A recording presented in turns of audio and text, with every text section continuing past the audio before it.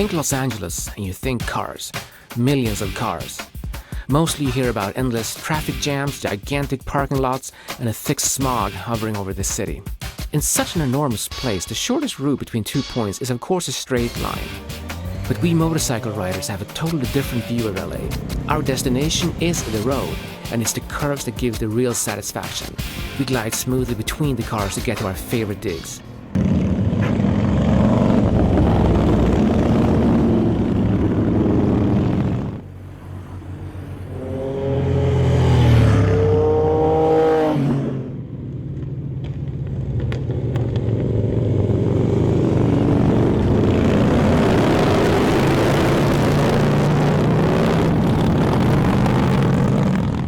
There are actually several national parks both in and around the city.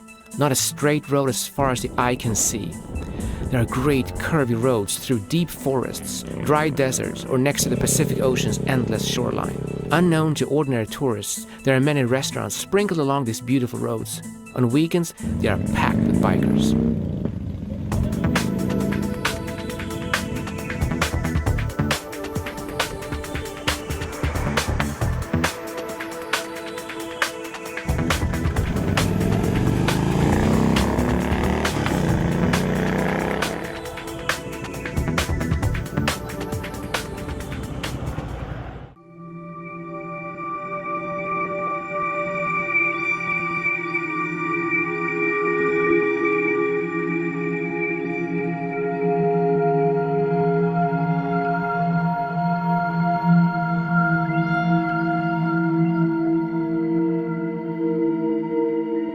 Forget straight city streets and discover what nature has created for thousands of years.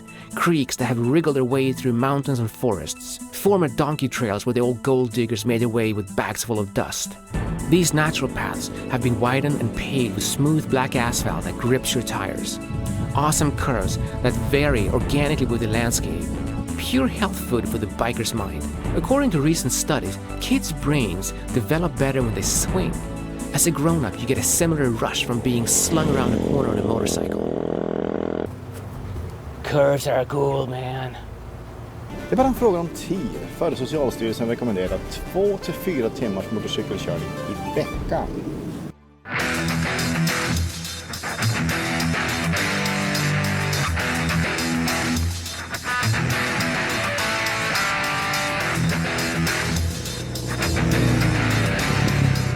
So what do you say? It looks pretty awesome, huh? You want to come over and ride? They can't ride here. They have no bikes. Well, they can rent a bike. They can? I know this place down in Santa Monica called Route 66. That sounds good. You want to check it out? Absolutely. Okay, let's ride. So we drive down to Lincoln Boulevard in Santa Monica and visit a place called Route 66. They've got a great collection of rental bikes there. What kind of bikes do you rent here? Only Harley Davidson, and they're all late model big twin bikes. Big twin now is 15, almost 1600 cc's. We do it in cubic inches, so they're 96 cubic inches.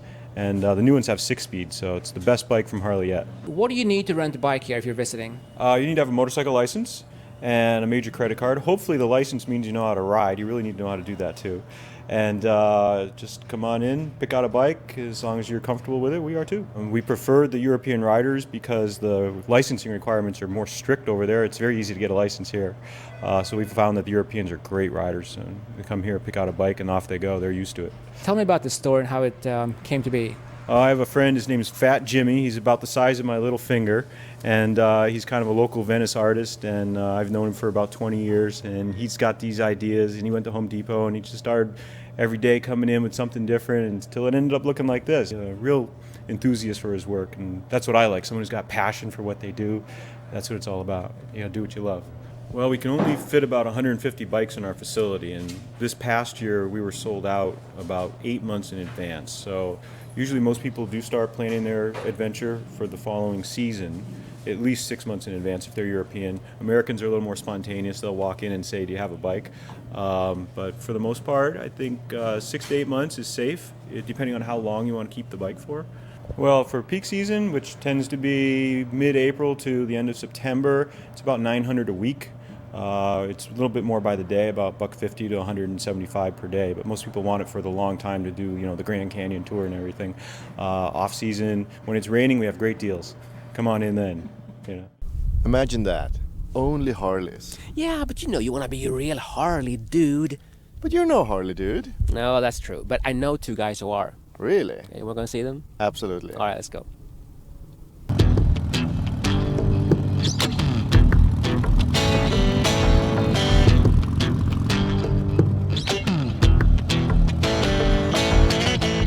Hi, my name is Michael. I ride a Harley Davidson Street Glide. I've been riding since 2001. I had some friends come down from Canada, which is where I originally came from, and we rented, for the first time, a Harley. We went to Santa Barbara. That was it for me. I came back, and next day I was shopping for a motorcycle. Just fell in love with it.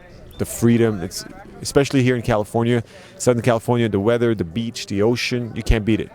It's amazing.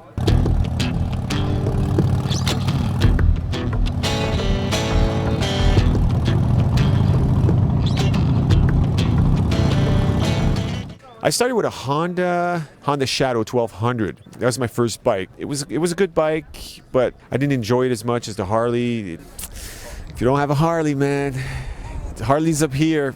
That's how it is. Everything else, you can have a lot of different bikes. Just that having a Harley speaks a different language, man, and that's a fact. There's a lot of other bikes out there, but they're all in one category, and then you have Harley in its own category.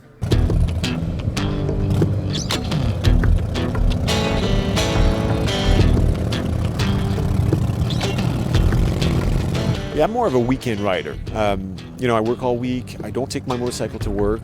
I cover it up. It's just too much. Put the helmet on, the gloves, the glasses, warm up the bike.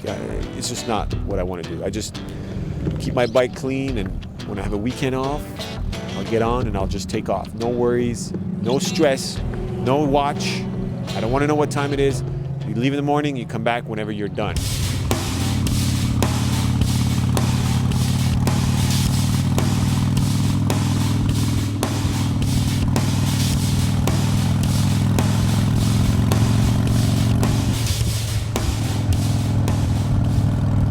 When I'm riding on my bike, sitting back along PCH, let's say, on a beautiful day, and just got a natural smile on my face. It's just the freedom. It's a place where you get away from all your problems, whatever they are. It's the one time where you can just kick back and just enjoy what's happening at the moment.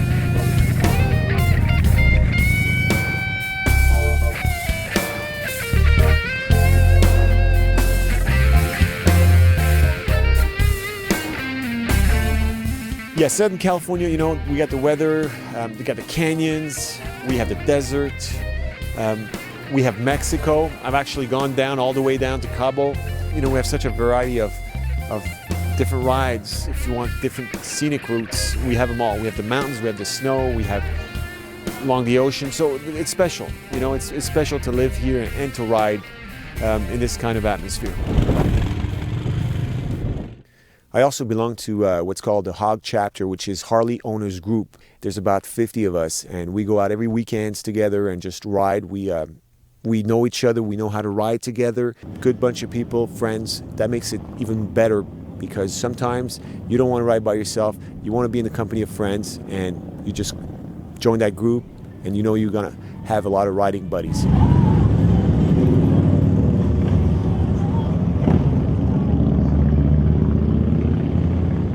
For me, owning a Harley is an addiction, and it'll stay with me as long as I live.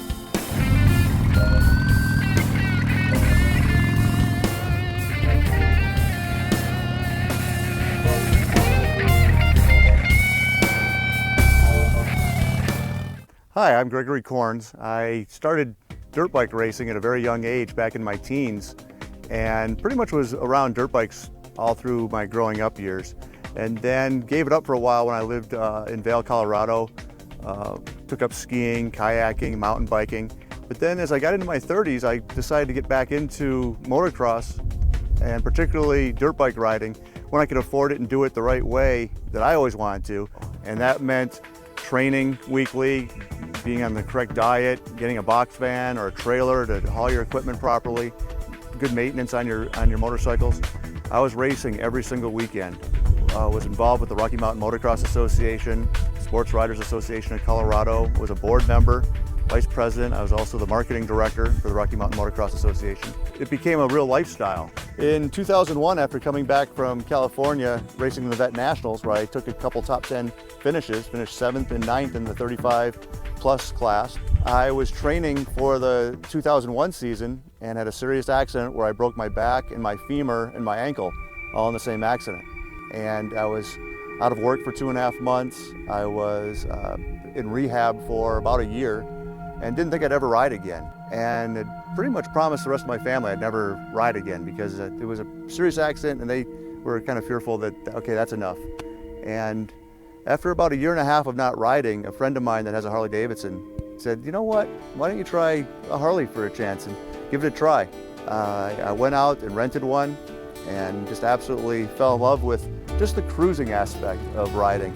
Not being able to, or not worrying about getting from point A to point B as fast as you can, and the big jumping and the dirt bike tracks are fun, but it's something about just experiencing, taking in the fresh air, the freedom of being able to go out and ride, taking all your worries away when you're on the bike, and it's just enjoying the experience.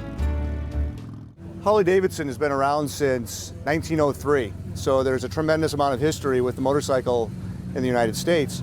And in fact, in 2003, Harley Davidson celebrated its 100-year anniversary. And this is the model I'm sitting on here, a 2003 Harley Davidson Heritage Classic. And that was pretty much where I got bit by the bug. I wanted something that was a cruiser, yet still had the history and the heritage that Harley Davidson does.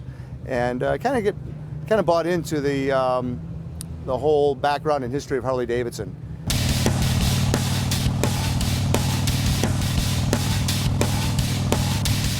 I would have to say that riding in Los Angeles is definitely a little bit different than riding anywhere else in the United States or around the world for that matter, just because there's the sheer number of 10 million people that live here in the area. But then once you get out into the back twisty canyons and riding up and down the Pacific Coast Highway and riding around the outskirts of Los Angeles, it's absolutely heaven. It's beautiful.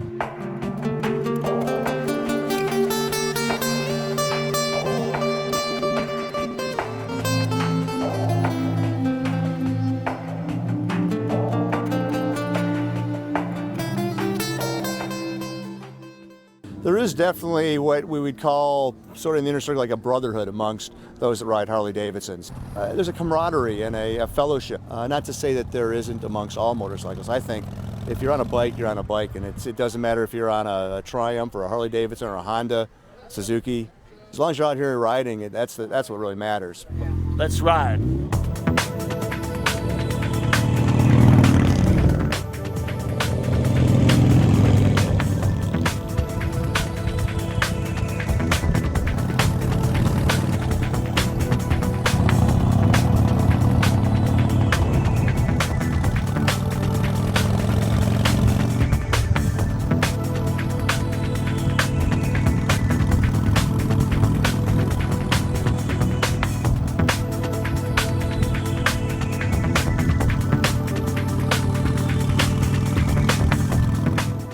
This is what it's all about.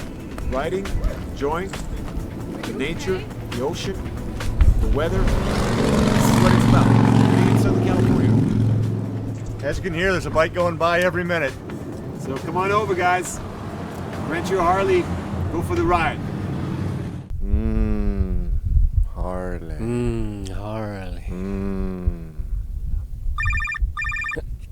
Hello? Oh, hi.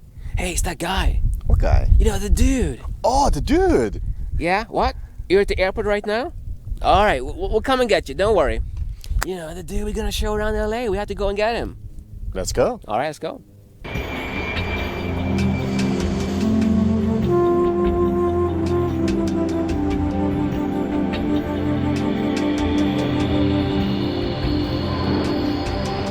After picking up our friend at the airport, we took him straight up to Mulholland Drive, right next to the Hollywood sign. He said he didn't want to spend the day on the freeways with all that traffic. We assured him that we would hardly see a car where we are going, although it's in the heart of LA.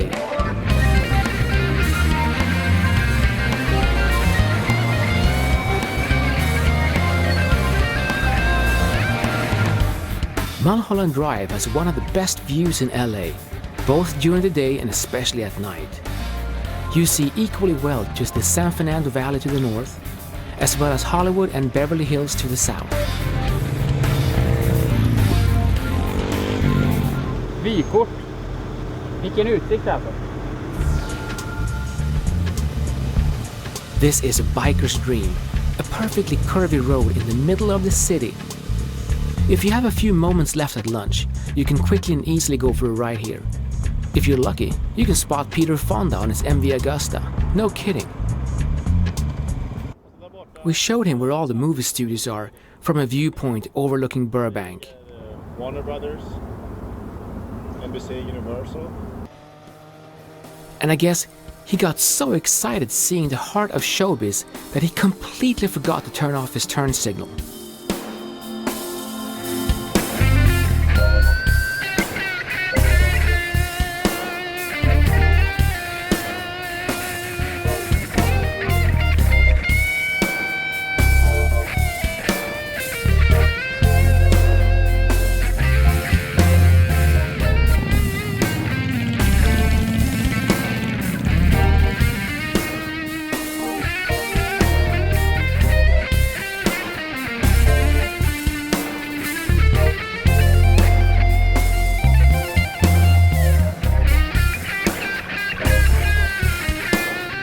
Along the ridge of Mulholland, there are numerous luxurious mansions where many celebrities live. If their latest movie is a box office success, their house will be traded for something even bigger just down the street. Even you could live here, just add money.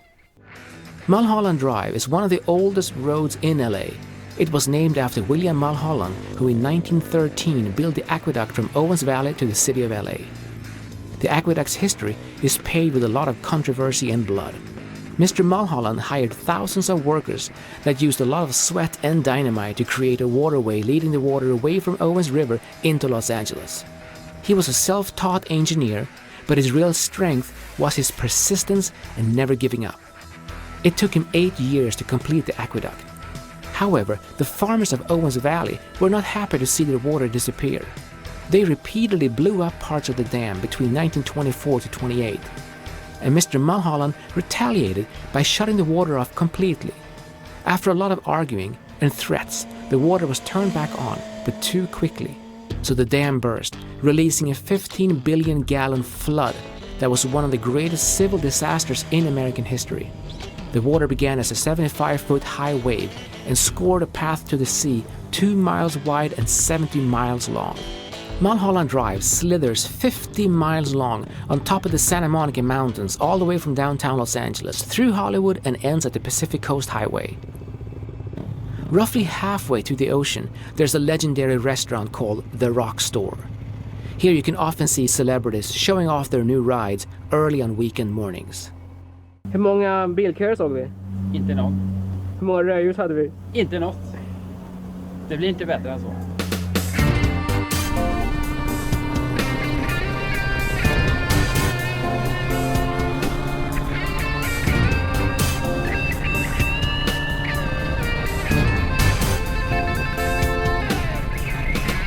After you pass the Rock Store, the turns are getting sharper and sharper as you climb up the mountainside to look at the view behind you. So we're in the middle section of Mulholland Drive, even called The Run. This is the place where people go on the weekends to try out the new bikes, see how fast they can go through the turns. Mulholland Drive.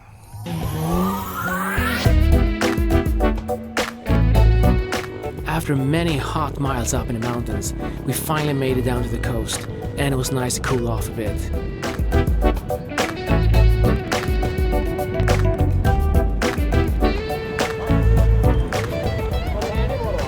Kolla fågeln, de var ingen liten. Vad är det? Albatross eller? Härligt, vi båda.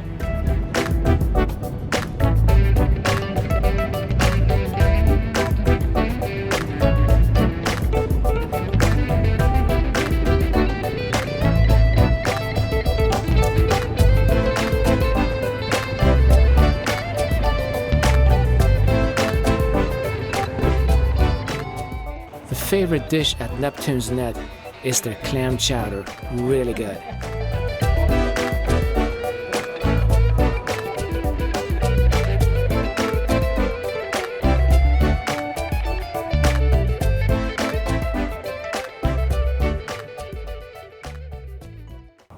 So we're here at lovely Lake Castaic, and today we're gonna rock out all the way to the Rock Inn. Come on, let's ride.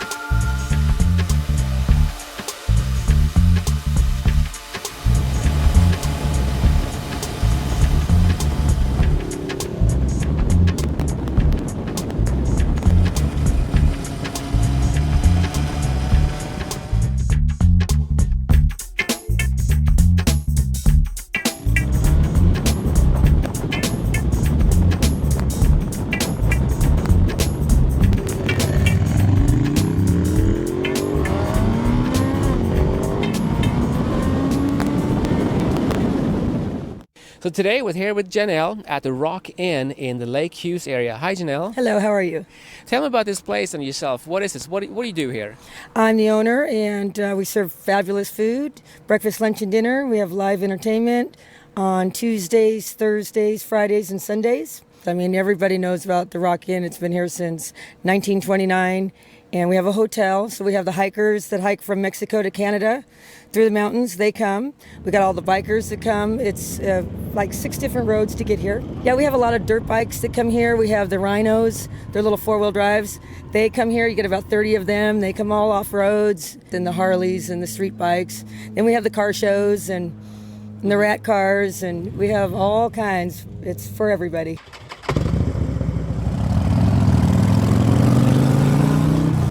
About this Harley, built-in entertainment center. So you have a lot of riding celebrities come in? Yeah, Tim Allen was in about a month ago. Got a picture with him. He's on the wall. We get pictures of everybody that shows up, and he was a lot of fun. Now you know why Harley mechanics love their job.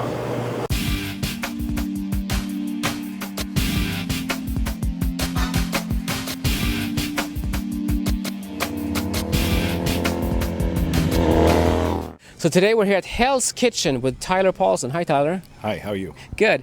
Tell me about this place. What is it and what do you do here? How long has it been here? Well, we opened in January of '04, and basically we're a motorsports restaurant. We cater primarily to the motorcycle community, but sports cars, dirt bike riders, people coming over from the hill, been at the track, whatever, stop in. And we just really are about people who have kind of a zest for this lifestyle more than anything else. Hell's Kitchen! Right now I am an amateur racer and motorcycle racer and have been for a long time, and I kind of grew up around bikes, and I was always riding Ortega Highway since I was 16 years old, and maybe even a little younger than that. But and it just always seemed like there was a need for some place, and with a lot of the areas around here getting kind of congested with people and all the existing places getting shut down year after year, there was really no place for the biker to go. And I'm kind of a place that you actually ride to. We're roughly 25 miles from the freeway off Orange County, no lights the entire way here, and it's a nice canyon ride. And so it takes a little skill to get here, and when you get here you have a nice peaceful pace to relax and enjoy yourself. But here at Hell's Kitchen, you can stay the night too if you had 1 or 2 minute drinks, but instead of a hotel they have Hell's Garden Shed.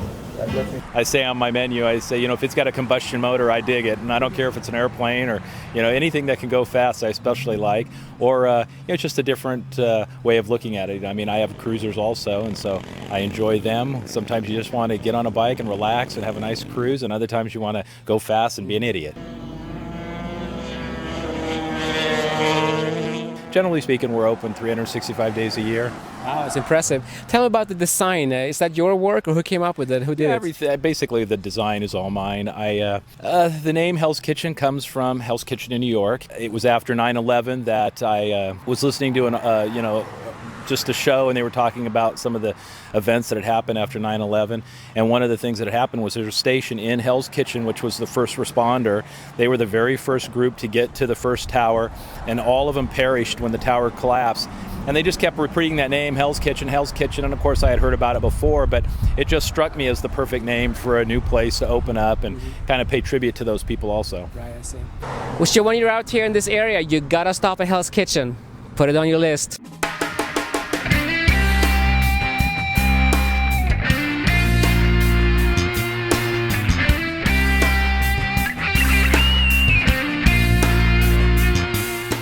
So we're here at Hell's Kitchen, and I ran into Hans.